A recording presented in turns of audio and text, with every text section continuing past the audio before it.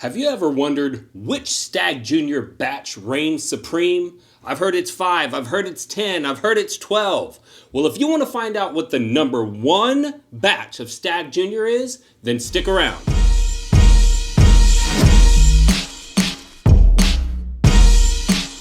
Before we get started, I want to thank all our Patreons that support this channel. We have bonus content over there. We have private meetups. We've got a couple really cool things scheduled right now. We have virtual online gatherings on a monthly basis where we get together online, actually have a drink together. Distillery takeovers where we go in, private tours, single barrel picks, patron-only challenge coin, and the satisfaction of knowing that you support the channel and the cause. So we thank you, and if you are not already a member, we'd like you to go over to patreon.com and look for Bourbon Real Talk Plus. Now, before we get too deep into this, I do want to say up front that we are not going to be actually announcing the winner on this video. This is going to be a 2-stage process. We're basically doing it tournament bracket style. And there are 17 batches, so it'd be very difficult to do that in one round anyway. The background is Doc Martinez from the YouTube channel Old Fashioned Ways asked me if I'd be interested in being part of a tasting panel that would rank to identify the number 1 Stagg Jr. batch of all time.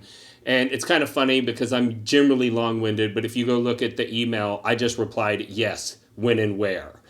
Just because I love Stagg Jr. and I was very excited to be part of the team. The other participants are obviously Doc from Old Fashioned Ways, Ryan and AJ from Those Bourbon Guys, Nathan from Everyday Drinker, and of course me from Bourbon Real Talk. And today, all 4 channels are going to release their initial video of them going through round 1. So here's basically how it's going to work. There's 17 batches. There's 4 tasting teams. So 3 of us have 4 random samples from the 17, and one of us has 5 random samples. Each channel is going to do a production video of the initial round of 4 or 5, and they're going to publish, everyone's publishing today. We're going to do that just kind of to get the word out. All 4 of the winners from the 4 different channels are going to move forward in the bracket. So each team is going to get a second set of blind samples.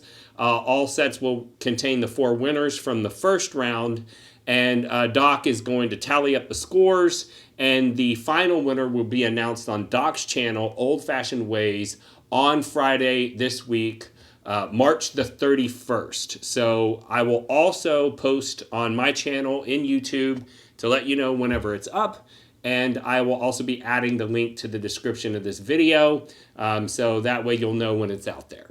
Now for the tasting, I'm just going to be working my way through these 4 samples and seeing which one I like the best.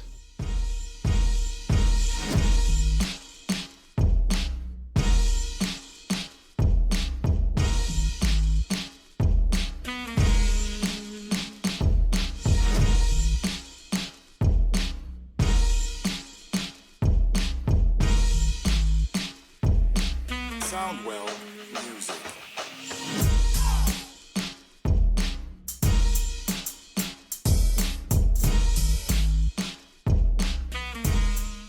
Well, I have to say, that was not easy.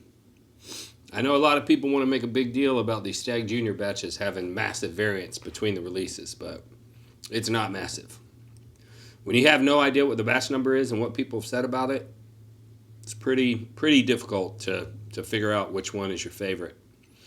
But I think I have them ranked here. So all of the samples were given a letter, and only Doc's wife has the key. Doc doesn't even know what letter corresponds to which batch number. And so I was given, randomly B, D, I, and J. And for me, I is going to be my winner.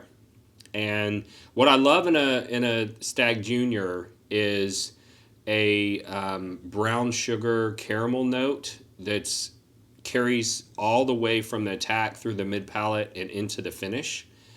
And that, I feel like I did that the best.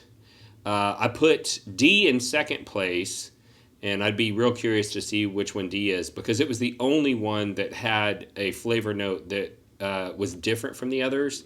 rye spice stuck out a lot more in letter D for me. And it was coming across as something similar to like a spearmint, which made it interesting, but it was not better than I.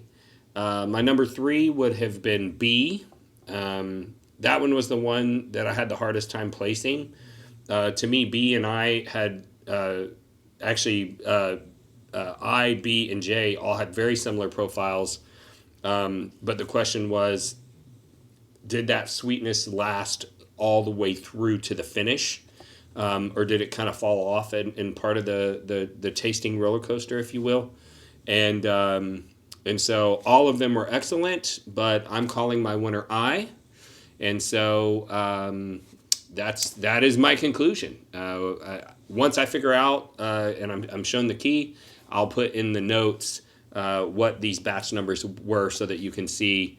But that probably won't happen until the final video is released on Friday the 31st, March 31st, 2023. And there'll be a link for that as well too. But if this is your first time tuning in, I just want to say thank you. Bourbon Real Talk is all about bringing people together around whiskey, and that's something that's important to me personally because I lost a loved one to suicide in 2014. And I've been looking for ways that I can help create community and connection, kind of to honor the loss of my brother, because I know that he felt very disconnected from the world around him when he made that decision. And I've learned that whiskey has a connective power. And I figure if I can get you connected to whiskey, the whiskey will do the rest of the job and get you connected to others. And so that's kind of my mission. As I started to look into the whiskey enthusiast community, though, I did see some negative sides to it. And that is, there are a lot of people out there that want to be hateful to you as a whiskey enthusiast, either because you're new and they think they know more than you, or they like a whiskey that you don't like, or you like a whiskey they don't like. And that hate inspired me to start Bourbon Real Talk Community, which is a Facebook-based forum where you don't have to worry about that type of troll, hateful behavior because we moderate that out. It's just for whiskey enthusiasts of all levels, all walks of life to come together and to form those connections. And it's a very sharing and giving community. But seeing that hate online also made me realize that if a stranger can hate you online, even though they don't really know you, there's nothing that prevents me from loving you online, even though I don't really know you. And that's why I end every podcast the same way, and that's this. If you woke up this morning and you were unsure whether or not anyone loved you, just know that I love you. And I'll see you next time on Bourbon Real Talk.